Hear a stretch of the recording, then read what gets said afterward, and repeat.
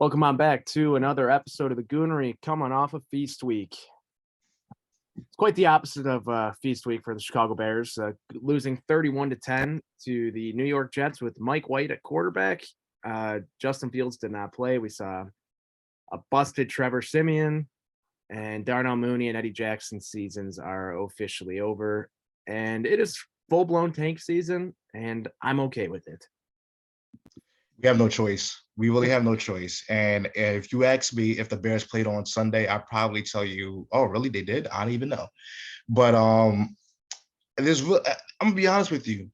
I don't think there's much to talk about with Chicago, other than that Sunday's game was a disaster. We expected it to be a disaster. It was rainy in Jersey. And now we're seeing that I think this is probably going to be the Green Bay week, that you're going to see probably the most spirited Bears game we've seen all season, probably. Mm-hmm. And then after that, you just go right back into the shitter, which it should be. Because if you ask me, if there's any other game I would want to win throughout this entire season, 100%. It's Green Bay, and you could lose everything else. I don't give a damn. But right now, we're positioned at 2 in the draft order. And considering that me and you got what we wanted in terms of what do we want to see from this season. We want to see Justin Fields progress. He has done that. And granted, there's a lot of games left, and anything could happen. And I don't want to think anything bad. I don't want to think anything negative. But I think we have seen enough to where this whole audition process, that there are some people that like to push the agenda of an audition that Justin Fields is doing. I think that's thrown out the window. It's over. He's going to be the quarterback from here and going forward. But I want to pivot to the other team that the Bears played on Sunday. And Mike White put on another performance in which we have not seen Zach Wilson done in 2 years of being a starting quarterback. And I'm going to tell you something. You take Zach Wilson out, you make him a healthy scratch. He's not even backing up Mike White. It is Joe Flacco as backing him up. Mm-hmm. I'm going to go – I don't even think it's going out on a limb, but Zach Wilson's time with the New York Jets is over. It's over. Yeah. Yep. You can't put him back in. You can't ingratiate him back into the good graces of this team. Mm-hmm. And you could see after the game how happy the Jets were for Mike White in his performance, because the guys that are catching the football from Mike White are happy because they're getting the damn ball. Elijah Moore. I mean, yeah, I know he looks like a new guy. I know he only had 2 catches, but man, did he look happy out there? 2 catches and a touchdown. But I mean, Mike White makes no sense to me, right? It's almost a Taylor Heineke light situation where, I mean, I don't even know if I would call it Taylor Heineke light, because Mike White's put up better numbers than Heineke has in his time as a quarterback, if we're being honest. True. Like, obviously there's less of a sample size here, and the Bears secondary is not anything to brag about, but he still threw for over 300 yards and completed almost 80% of his passes. I don't care who you're playing against, at what level. That is incredibly impressive to complete almost 80% of your passes. And did that with a healthy scratch of James Robinson at running back, which has ended up – that's looking like a disaster of a trade for the Jets. Which he's very unhappy too, by the way. And I did not see that coming, if we're being honest. I did not see that blowing up in their face. But this Jets team is legitimately good, I think, which is just crazy. And as a Jet fan, I mean, if I was a Jet fan, I should say, I wouldn't know how to feel, because you waste such a high draft pick on Zach Wilson. You had that faith, and it was at the snap of a finger. No one wanted him there anymore. And I don't see any other roster wanting him at this point. And this is one of the issues I have with a lot of NFL rosters and how they're structured, because it feels like when you're a high draft pick, you have this obligation to play. Mm-hmm. And I think it's kind of changed a little bit, because I feel like when you go back to the earlier days of younger quarterbacks, they took time to put them in. They didn't just throw them into the fire and say, hey, make this work. And you have to question, because all I've heard since Zach Wilson's been struggling was in training camp, he actually wasn't good. He didn't have a good training camp.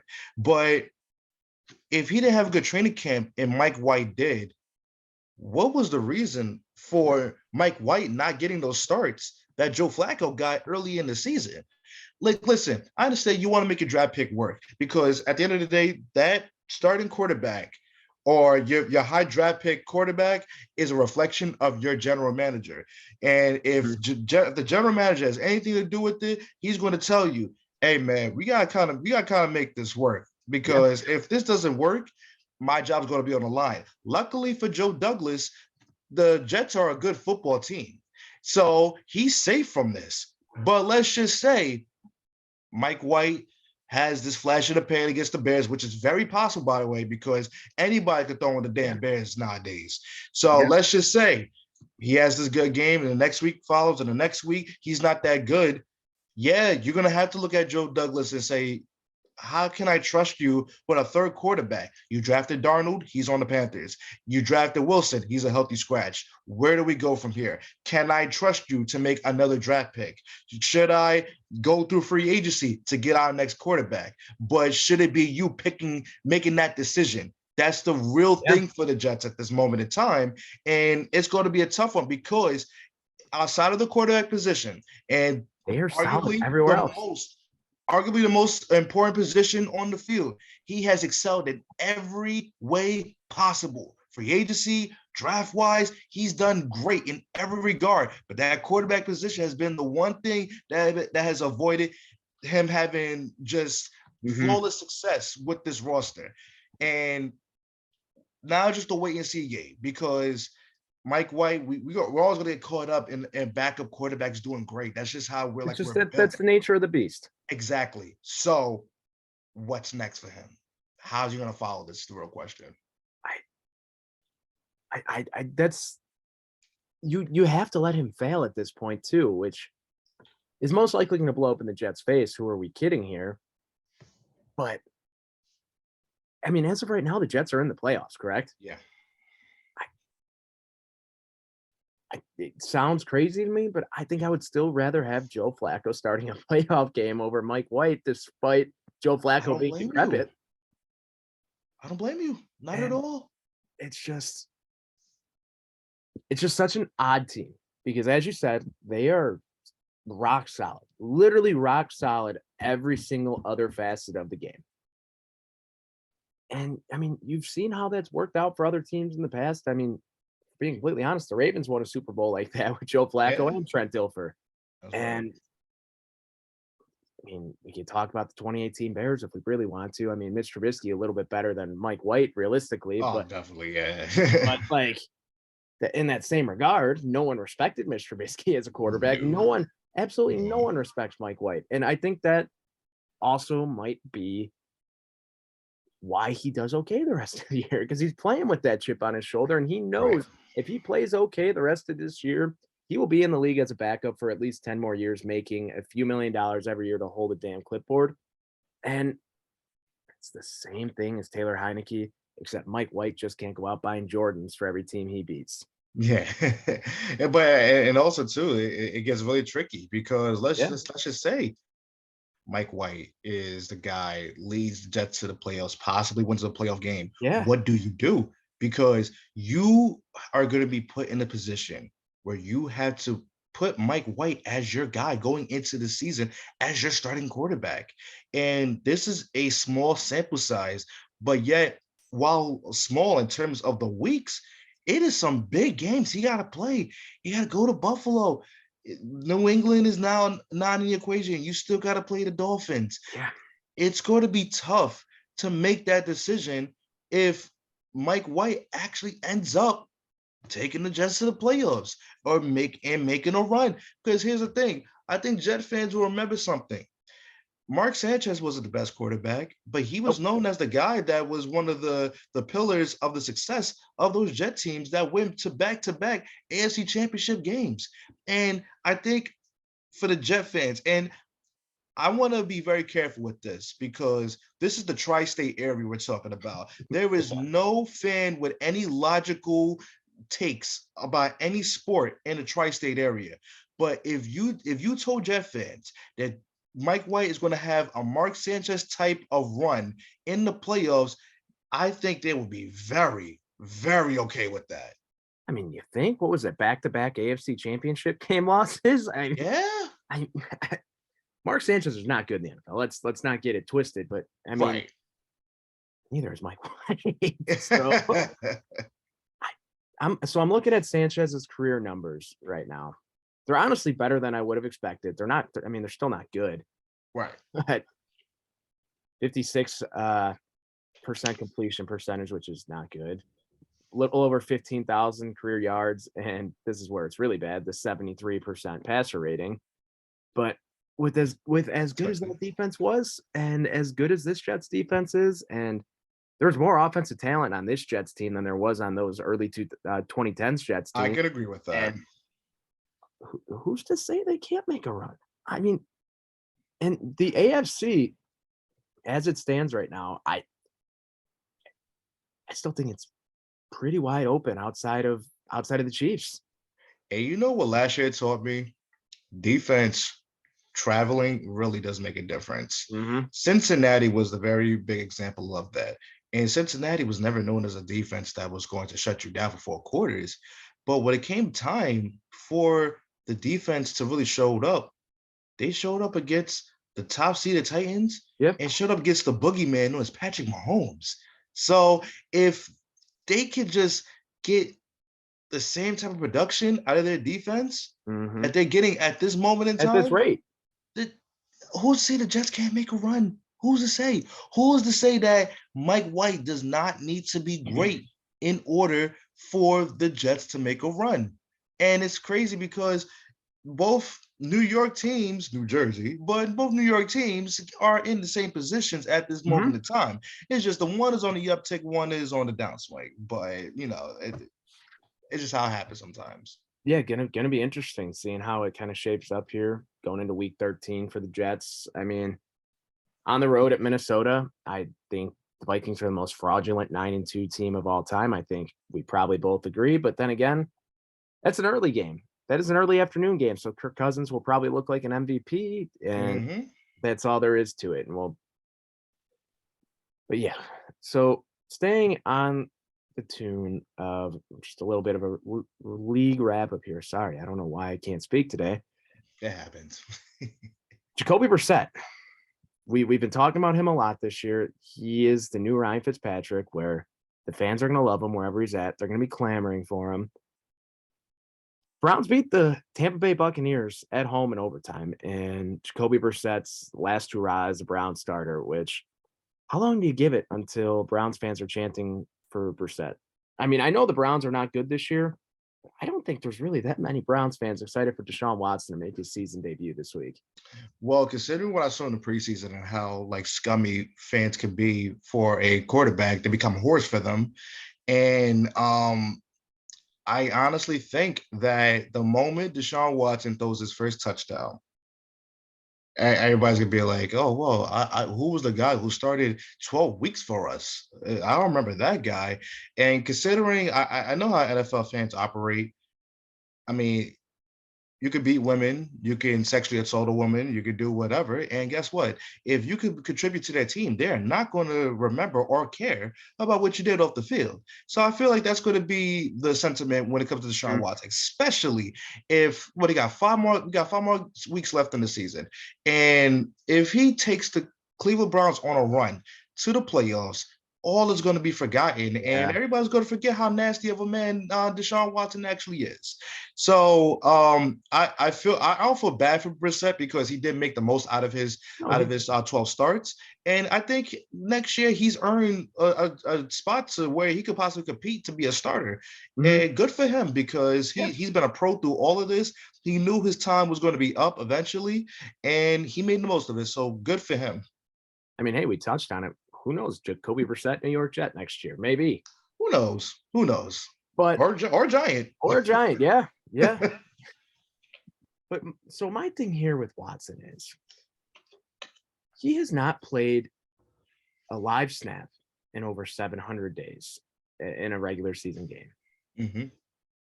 I don't know how you can make that type of adjustment right out of the gate. I think he's going to be absolutely brutal for the first 3 or 4 weeks. He's back this year and maybe show some hope in that last game where Browns fans might be saying, "Oh, he's just another name on the jersey," despite having he has the largest contract in NFL history, I believe, right? Most I guaranteed believe money so. or most guaranteed money at least. And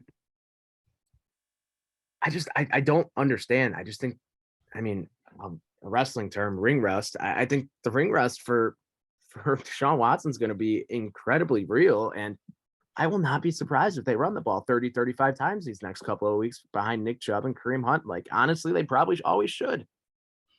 I do think that this is a game where you're going to see the Browns get a little emotional considering Deshaun Watson's first game is returning to Houston. And Houston is where all the accusations really started. So I'm pretty sure from a football and non-football standpoint, they're going to want to absolutely beat the shit out of the Texans. And if that has to do with Watson throwing the ball 25 to 30 times, which probably you shouldn't go there. But if they want to do that to be petty and with the accusers in the building, I honestly believe like they're going to get emotional and just have him be the star, which is going to be incredibly disgusting type of publicity. But this is what the Browns wanted when they traded for him. So and just to play devil's advocate here. Do you not think that the Houston Texans are going to play the best game that they've played this entire year? I know that they have the first overall pick right now. I know they've sat Davis Mills and Kyle Allen's going to be starting again. I know they've won one game, but Lovie Smith is their head coach, for crying out loud. So if we're being completely honest, I love Lovie, but he has no business being the NFL head coach in the year 2022. Right. Can you just not see a situation though where these Texans come out and just want to pound Deshaun Watson, just want to beat the living shit out of him? I think that's more likely than the Browns coming firing out of the gates than it is than vice versa. I honestly believe, I don't know what the line is right now, but it's 7. Browns are 7-point favorites. Pick the Texans to cover. It's gonna be that type of game. Yeah, I mean, Texans are really, really fucking bad, but they're bad. But they're gonna be playing they're gonna be playing inspired football, and I think that's all it really comes down to. But just on the inverse, I mean, yeah, the Browns won overtime. Great. At home. I think the bigger story here is the fact that the Tampa Bay Buccaneers, Tom Brady as their quarterback, they've fallen below 500. If I had to tell you the last time Tom Brady was below 500, I would probably guess it would be other than a week 1, maybe week 3, a 1-2 start. I mean, honestly, like we had talked on the side a little bit here. They really are probably going to win that division being under 500. Listen, I know you're a big Brady fan. Brady went to Michigan, which we absolutely will discuss later. But I understand there's injuries on the offensive line. Defense has underachieved, and offensively they still have their weapons. Like the receivers are still there. And they added Julio Jones. If Julio Jones is on the field, he's going to perform. So but this whole thing has been, don't count Brady out. Don't count Brady out. I've learned to bet against them. Well, you know what I'm going to do? I'm going to bet against Tom Brady. I absolutely believe they're going to win the division by default because there's no one that's good enough to take the control of that division. But it does not mean that the Buccaneers are a good team. It does not mean that Tom Brady's been good this year. I need everybody to stop this because there has been certain guys over the course of time that has been able to beat Father Time. There's actually really been 2 or 3 guys. I would say Jordan, LeBron, and Brady. Those are the 3 guys I can really, really think about. When it comes to Brady, that time has come. Father Time is here, my man. It's here. And I know the statistics won't say that because I think people bring up the yards that Brady is thrown for. He's thrown for a lot of yards this year. But you know why Brady is thrown for a lot of yards? Because the Buccaneers were behind in many games. So he had no choice but to air the damn thing out. So I think now I think everyone should follow my lead and just stop the nonsense. It's over for Tom Brady, and the Buccaneers are not that good of a team. They're going to win a division. They're going to win the South. Falcons not taking control. Sam Darnold is not going to lead the Panthers to the playoffs. And the Saints, I don't know what the hell's going on up in there. They were somebody's Super Bowl pick, but I don't know who it was. It wasn't me, but I don't know who it was. But for the Buccaneers, it's over. Tom Brady, it's over. And I think another big story has just been how bad Leonard Fournette's been this year. Like he looks lost. He looks like the point where he was at the end of his tenure in Jacksonville right now. And I don't know if the burst is gone or what, but he has looked rough, and now he's banged up. Rachaad White looked good this past week, but I would not be happy as a Buc fan. And there was a rumor out there today that you can't rule out the Patriots bringing back Tom Brady next year after he's a free agent, and then trading Mac Jones. If I'm a Patriots fan, as much as I love Tom Brady, I do not want that happening under any circumstance. Why would you? I mean, it's not a matter of who is going to the Patriots, whether it be Tom Brady goes to the Patriots. It's a matter of who is he throwing the ball to. You're going to downgrade for Mike Evans, Chris Godwin, and Julio Jones, Jacoby Myers, Jacoby Myers, and who, by the way, is probably going to leave free agency. Yeah, Tyquan Thornton and Kendrick Bourne. Come on, like if this is really what we're going to do, then whatever happens to the Patriots after the fact, they deserve it.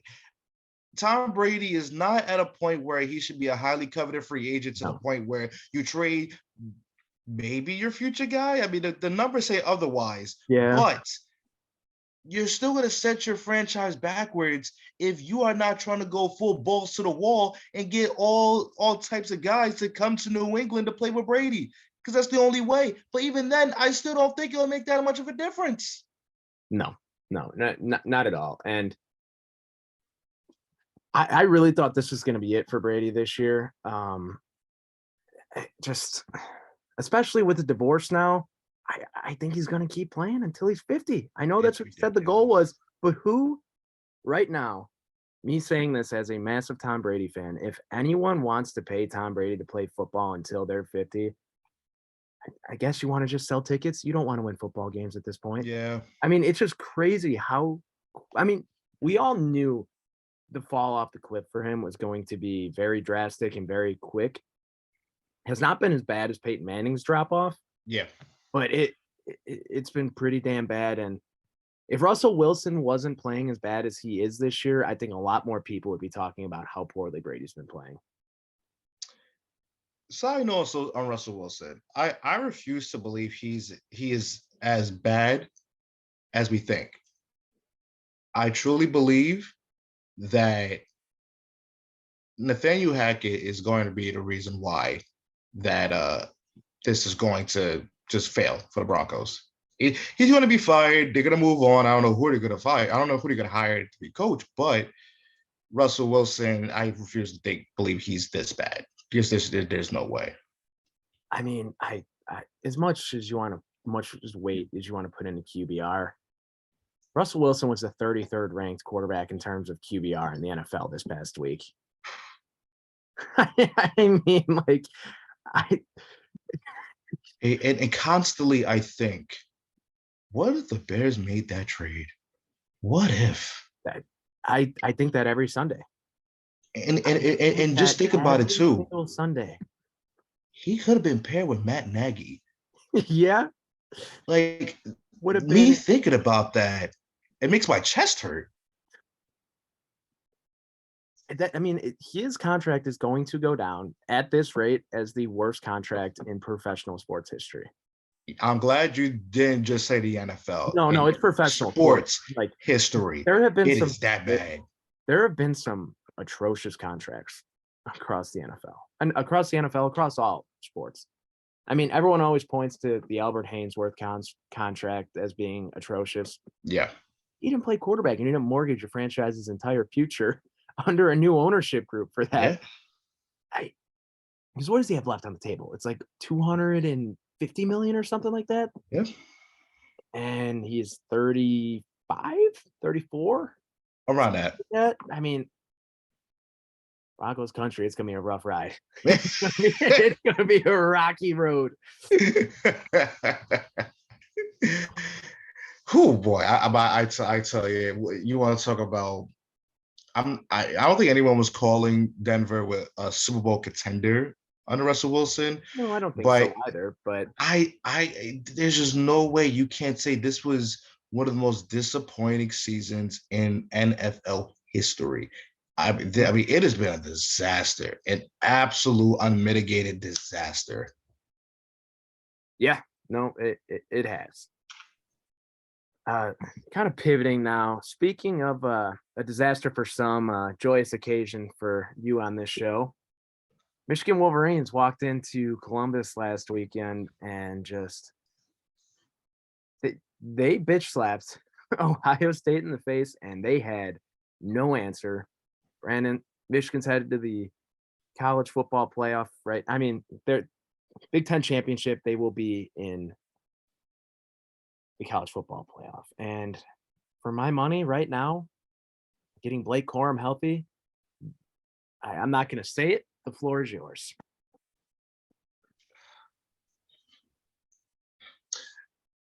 I want to be very, very clear about something. Going into this game, I was very nervous. My anxiety was through the roof. I woke up at 6:30. I act like I was playing the damn game. I was getting on the bus. And I was nervous because we talked about this early last year early this year after Michigan beat Ohio State 42-27. We're just like, Ohio State going to get theirs next year. They're going to get theirs. And I thought, go heading into the game, got to a dogfight with Illinois, and put them 19 points, and it was ugly. It was in the big house. It was ugly. All week, I had to hear J.J. McCarthy can't throw a deep ball. Blake Corum isn't healthy. Donovan Edwards' hand is broken. We don't have Eric All. Luke Schoonmaker is hurt. The offensive line is banged up. Mike Morris, our best defensive player, is not going to be available. You want to know what we did? We absolutely beat the shit out of Ohio State in the second half. The second half was a damn beatdown. Point blank, period. It was a beatdown. And I want to give credit because I was tweeting during the game. I'm emotional during Michigan versus Ohio State games. To be more specific, I said J.J. McCarthy ain't it. I said we got to talk about Jim Harbaugh and why he can't develop a quarterback.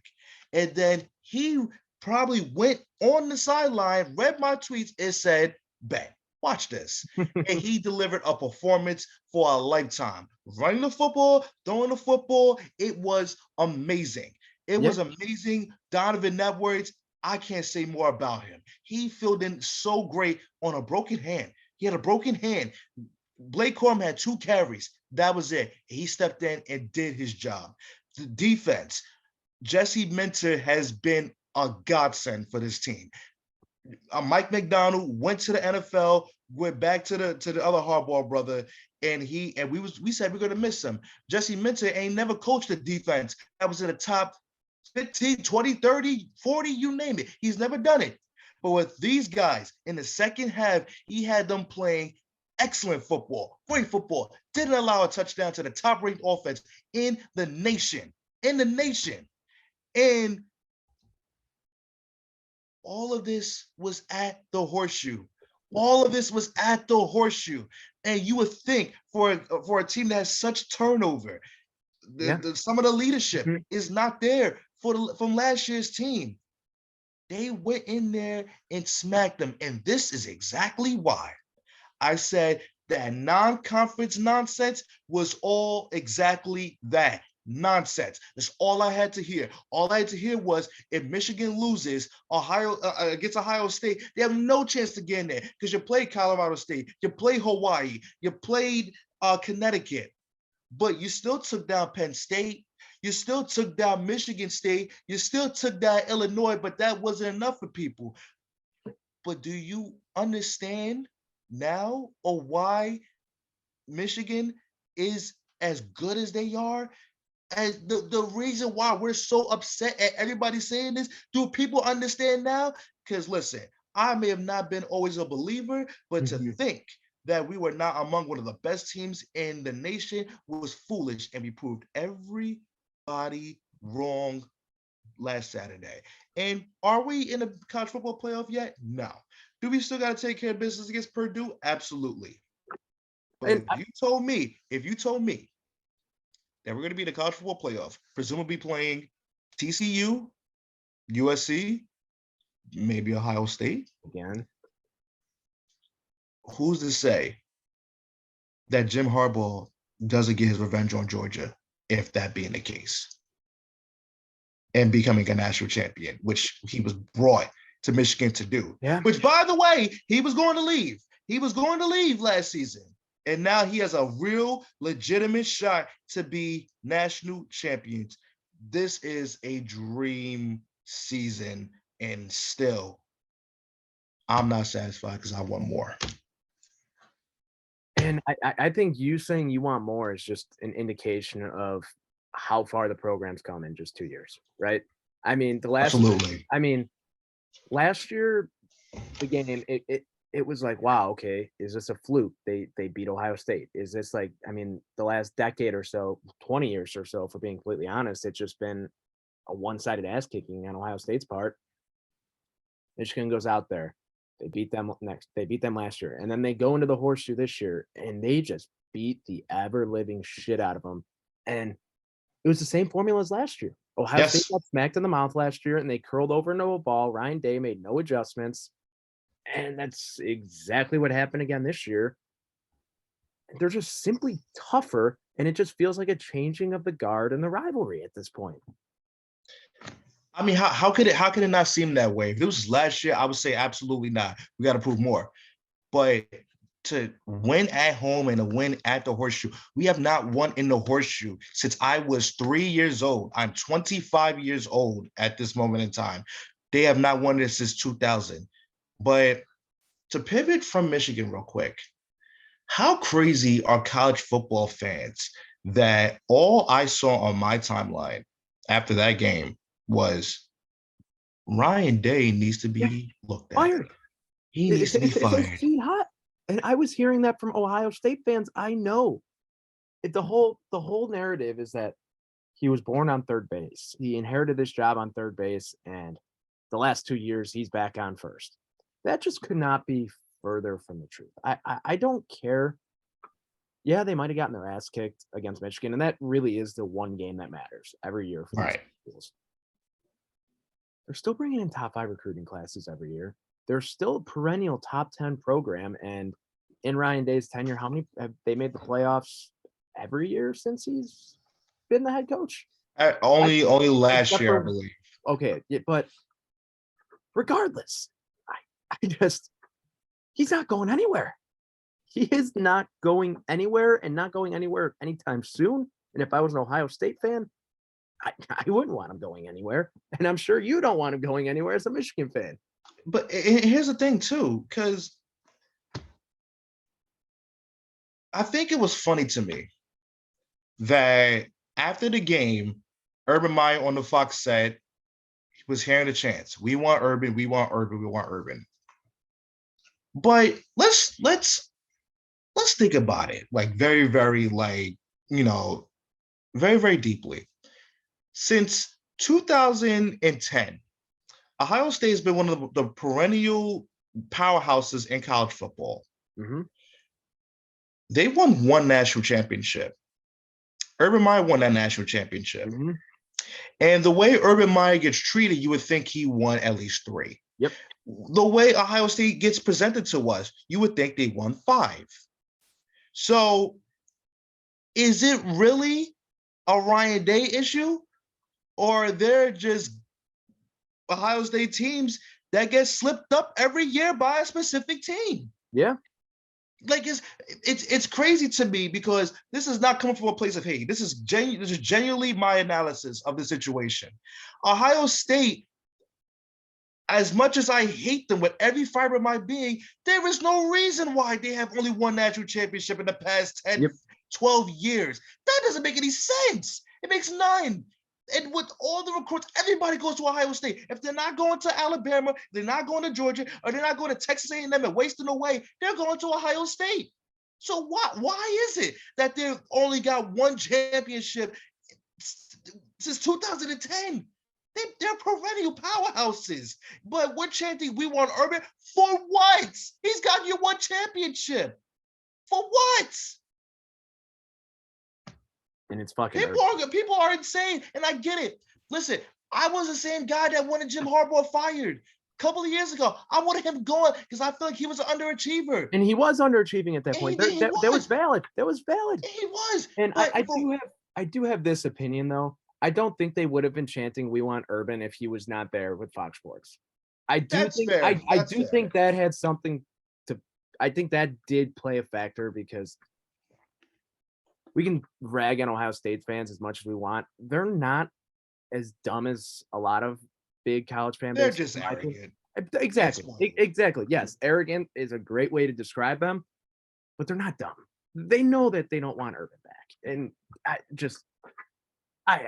I don't know. It's interesting, but realistically, I'm assuming you're not nervous heading into the Big Ten championship. But then again, I was going to say, Purdue and Jeff Brom, 3-0 against top three teams all time. So that's right. That's just the role Purdue seems to play in the Big Ten. They snuck into the Big Ten, fell into it, the Big Ten championship ass backwards because Illinois collapsed. And I mean, I still think that they're going to get their ass kicked. If we're being completely honest, I think it'll probably be a repeat of last year's against Iowa. I mean, but I'm not going to let you jinx yourself. That's just my thoughts here. You know me well. But we will see. But just another argument that I've kind of been seeing just on the topic of the college football playoff. So hypothetically speaking, people are saying if TCU and USC lose this week, they will both not make the playoff, or at least one of them will not make the playoff. Mm-hmm. And I can understand the argument for USC. Both their losses would be against Utah. I get that. 100% understand that. I don't think there should be a two-loss team in the playoff at this point in time when it's still only 4 teams. But TCU not getting in if they lose the Big 12 championship to Kansas State. I don't understand that logic that they should be penalized for playing an extra game by making their conference championship when the likes of the 5th and 6th ranked teams, Ohio State and Alabama, did not make their conference championship, so they don't have the opportunity to lose another game. TCU had an undefeated regular season. They should be in the playoff. I still think they're frauds, but they had an undefeated regular season. They should be in the college football playoff. I couldn't agree more because here's the thing. If you want to look at the teams that's outside looking in, Ohio State got the doors blown off them at home. They've been dominant all year, but they got the doors blown off of them at home. And then you look at Alabama, 2-loss Alabama, and I think people have been a little bit hard on Alabama this year. And I get it. 2 losses for Alabama is like the world is ending. But these were losses that were decided by what, 5-6 points combined? Like, listen, I completely understand it. Alabama has had a very impressive year. I think they could absolutely be had in the first round if they get in. But if you want to weigh the resumes on the table, unless TCU gets blown out by Kansas State, which I don't see happening, that's the only way you can keep them out. But outside of that doesn't even make any sense. And what I don't understand either is just where the rankings are currently sitting, right? I understand that Tennessee, they lost Hendon Hooker and they got their doors blown off them at South Carolina.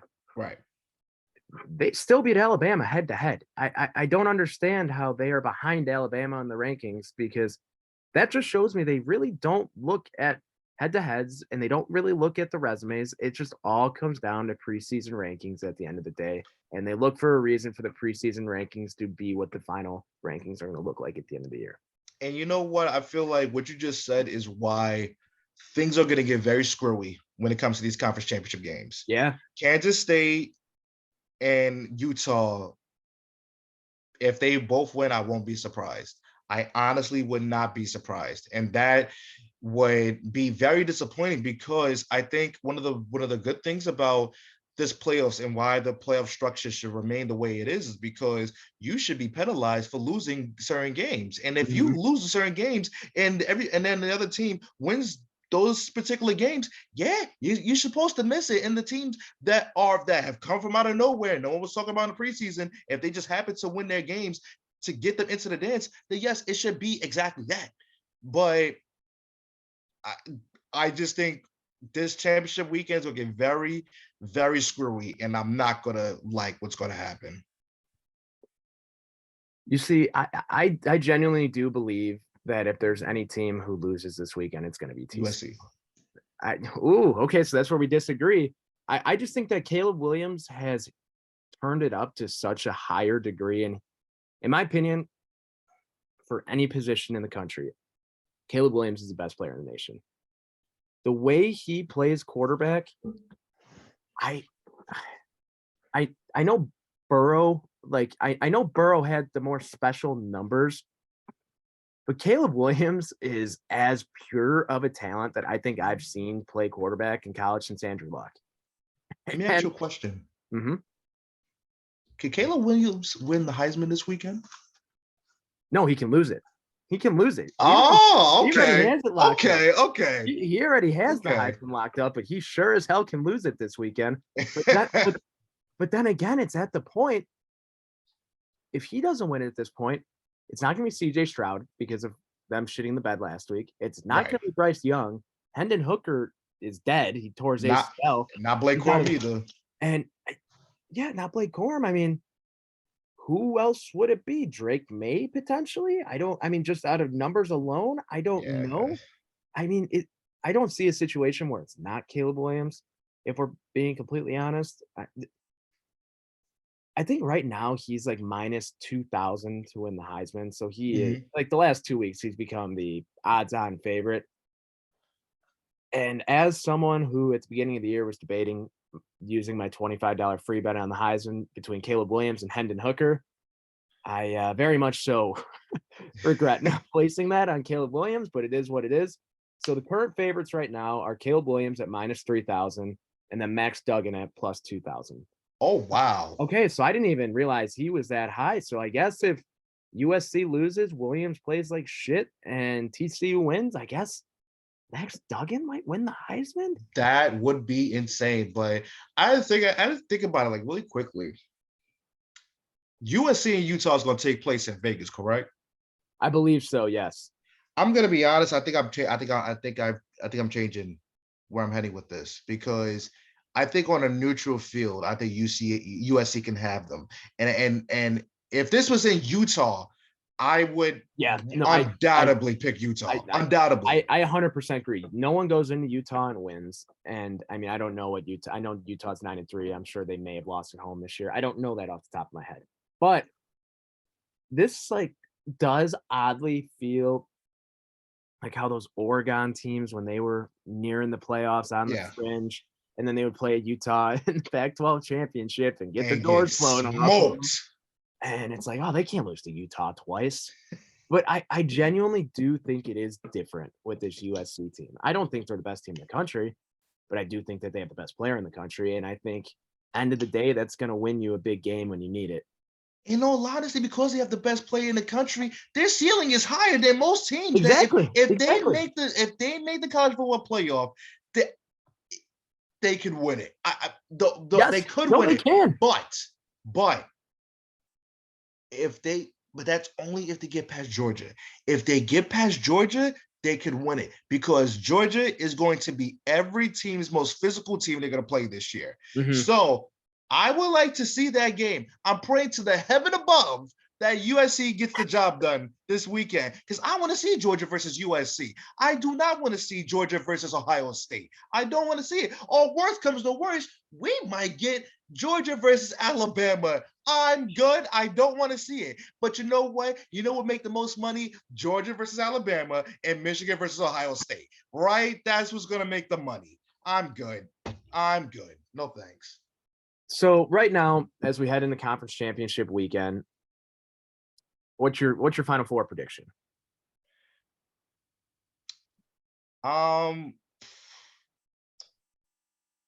Georgia, number 2 is up for grabs because of no jinx here. Number 3, TCU. Number 4, Ohio State. All right, so I'm similar, but I think it's gonna be Georgia, Michigan, USC, and Ohio State. Lord, if the Lord loves me, they'll keep Ohio State away from us in the playoffs. That's all I'm gonna say. Oh God, yeah. We talked about it earlier in the year, though. Just like kind of bringing this full circle. We said that after the first few weeks, it finally felt like there was a changing of the guard in college football, and it felt like there was a little bit more parity than usual.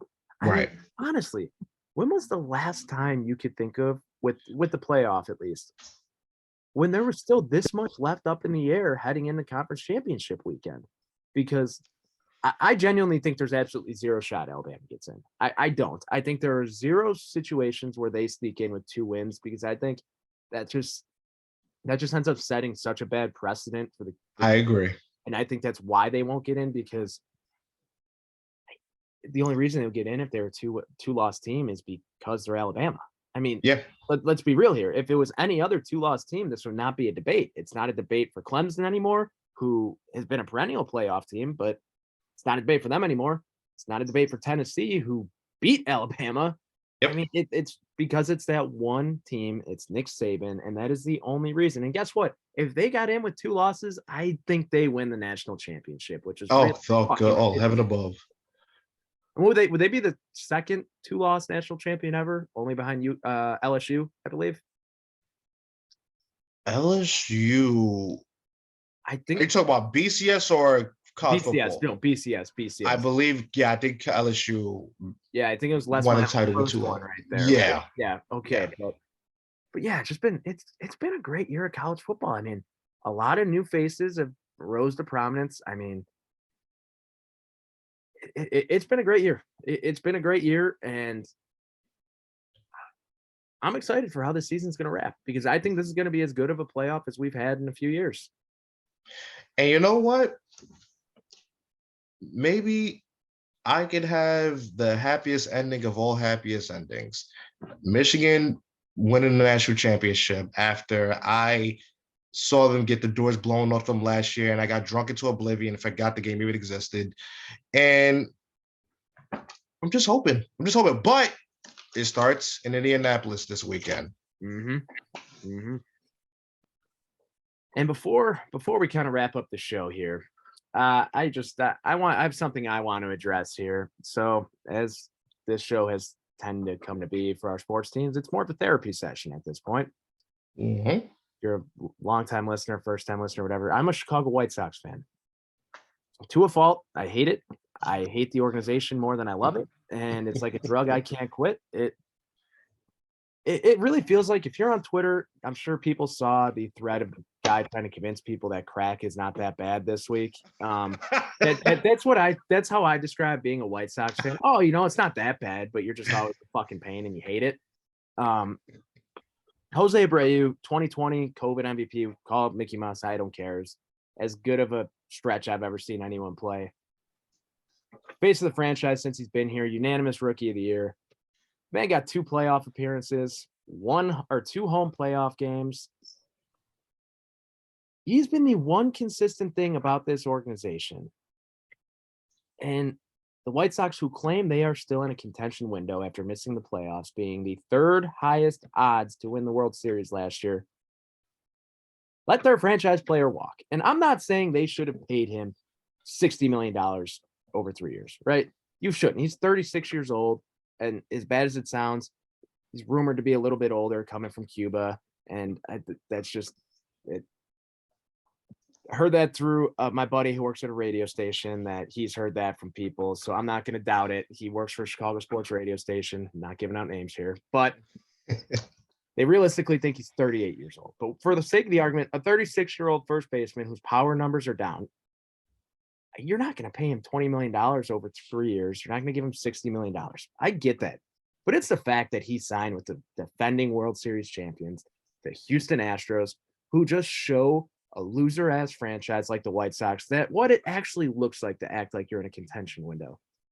They don't need Jose Abreu. They wanted Jose Abreu. Any team should want a Jose Abreu on their team. He has been as consistent of a hitter in the majors the last 10 years as anyone. He has the most total bases in Major League Baseball the last 10 years. He is that damn good, and he's done that with quadruple A lineups around him for realistically 8 of those 10 years, 7 of those 10 years. The man deserves a statue. I don't know when he's going to get it, but all I know, he will hit at least 3 home runs in that opening series against the Sox. Sox opened the season against the Astros in Houston, national broadcast, March 30th, first game of the MLB season. Doesn't even give me time to process, get used to the fact that Jose Abreu is not in the lineup anymore. He's just going to probably be hitting in the 3 or the 5 slot for Houston and probably just hit a fucking rocket off at Dylan Cease in the bottom of the first. And it's going to be painful. And I have friends here who they're not wishing ill on Jose Abreu. I don't know any Sox fans who are wishing ill on Jose Abreu. It's everyone wishing ill upon the White Sox front office and Jerry Reinsdorf. And shocker, that has been the common theme for God knows how many years, since 93, 94 with the strike, probably, if we're being completely honest. But hey, White Sox, we're about to enter another rebuild in the next couple of years, and I can't wait. First of all, I'm very sorry. This is painful to listen to. I'm not gonna lie, because it just why can't just argue? It's just incompetence. If we're being completely honest, it's incompetence. And look, I'm not upset that he left, right? Like, I'm not. Like, I get it. He wants to win. The Sox did nothing to help him win other than, I'm gonna say it, a half-ass rebuild. I mean, you don't bring in a 76-year-old Tony La Russa to be the manager of a team that claims they want to win a World Series. You just don't. You don't, and you saw it throughout La Russa's entire tenure. You just saw Jose Abreu always had a big smile on his face, and as the 2 years went on, that smile just kept getting smaller and smaller and smaller to the point where he just looked dejected the entire time. And I just hate that he's going to make Houston Astro fans happy, man. Like, this is crazy to say, but I would have rather him been a Chicago Cub. Oh, that's deep. Like, it's just the fact that if he's playing for the Cubs, he can hurt us 2 series a year, right? For 4 games or whatever it ends up being, 4 or 5 games. If the Sox somehow make the playoffs next year, I don't know if you know zip projections or not, Brandon. You follow those, like, into those. Nah. I mean, I don't trust in them, but it projected the Sox to win like 86 games last year, which wasn't that far off, if we're being honest. Mm-hmm. Projecting about 77 for them right now. Oof. Listen, and just like that, the White Sox, Rick Hahn, his whole thing with this rebuild is he is trying to build for sustained success, right? Sustained success is peaking with 1 home playoff win, where it only happened because Larry Garcia hit a fucking 3-run home run and had the luckiest swing he has ever put on a ball. I mean, that's what it comes down to. When you talk about this rebuild, it peaked with a Larry Garcia home run, which just blows my mind, man. Listen, all I know is this. It can be extremely frustrating when you know your team is literally right there. They're right there, and all you got to do is make this move, that move, and it would make the world a difference. And the fact of the matter is this season could go better than expected. I'm going to give you a little bit of hope. And the reason is that I think with the media and how dense they could be sometimes, you hire Tony La Russa and you say, this guy has a championship pedigree. He has a very talented team. Why not? Why can't it be the White Sox? Why can't they reach their ceiling? You answered your question. Why can't it be the White Sox? Because it's the fucking White Sox. Exactly. However, I will say this. The expectations are low this year. No one's thinking about the White Sox. In all honesty, people are going to be saying maybe the Guardians are going to win the division. Maybe the Tigers have a better offseason and maybe they can make it another step. I don't even believe what I'm saying right now about the Tigers. But right now, it could be White Sox having a year which people didn't see coming because we're not talking about them. We're not giving them hype. We're not projecting them to make a World Series run. We're not doing any of that. It could very well happen. But I will say this, it could either exceed expectations or be completely in the shitter where you're going to be picking in the top 5 in the draft. There's no in between. Yeah, we'll see. Long off season ahead of us. I'm sure there will be more rants of this type on here for both of us this off season. Yeah. I'm calling it. I know the Cardinals going to piss me off. I know it. That's sports, man. That's sports, and that's this show. Just a couple of guys being perpetually angry with their teams. But hey, it's the life of being a sports fan. But with that being said, that's going to wrap up this week's show. If you made it this far, I mean, I apologize that you sat through that rant, but it just, I had to get that off my chest. But we'll be back next week, and hopefully we will be discussing a joyous occasion. We'll leave it at that. Yes. But for that, thanks for listening. Don't forget to subscribe. Talk to you next time.